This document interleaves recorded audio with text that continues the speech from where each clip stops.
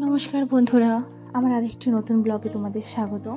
তো আজ বিকেলে আমি ফুচকা নিজে বাড়িতে ভাজছি। তার কারণ দেখো, মেয়েরা ফুচকা ভালোবাসে না এরকম মেয়ে কিন্তু খুব কমই আছে। তো আমিও ফুচকা ভীষণ ভালোবাসি। আমি বাইরে দোকান থেকেই ফুচকা খেতাম। তো একদিন মেলাতে গিয়ে দেখছি একজন দাদা ফুচকা বিক্রি করছেন। সেই ফুচকাওয়ালা দাদা এমন ফুচকা দিচ্ছেন, পুরো হাতটাই জলের মধ্যে ডুবিয়ে দিচ্ছেন। তো এইটা আমার ঠিক ভালো লাগলো না। তারপর থেকে আমি বাইরে ফুচকা খাওয়াটাই ছেড়ে দিই। তো আমি বাড়িতে এখন নিজে ফুচকা কিনে এনে আলুটা রেডি করে, টক জল রেডি করে নিজেই ফুচকা খাচ্ছি আমি আর আমার ছেলে মিলে। আমার শাশুড়ি মাও আছেন, কিন্তু মা তো ফুচকা খায় না, সেই জন্য মা আর খায়নি। আমি আর আমার ছেলে মিলে খাচ্ছি। তো ফুচকা খাওয়া হয়ে গেলে আমি ঠিক করেছি মাকে নিয়ে একটু বেরোবো, কারণ মায়ের হাতে শাঁখা দুটো ছোট হয়ে গেছে, অনেক কষ্টে সে পড়ে আছে, সেইগুলো খুলে নতুন তাকে শাঁখা কিনে দেবো।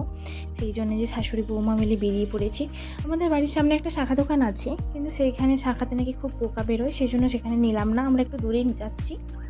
তো যেতে যেতে রাস্তাতে বৃষ্টি, সেই প্রাকৃতিক দৃশ্যটা আমার খুব ভালো লাগলো, সেই জন্য তোমাদের সাথে একটু শেয়ার করে নিলাম।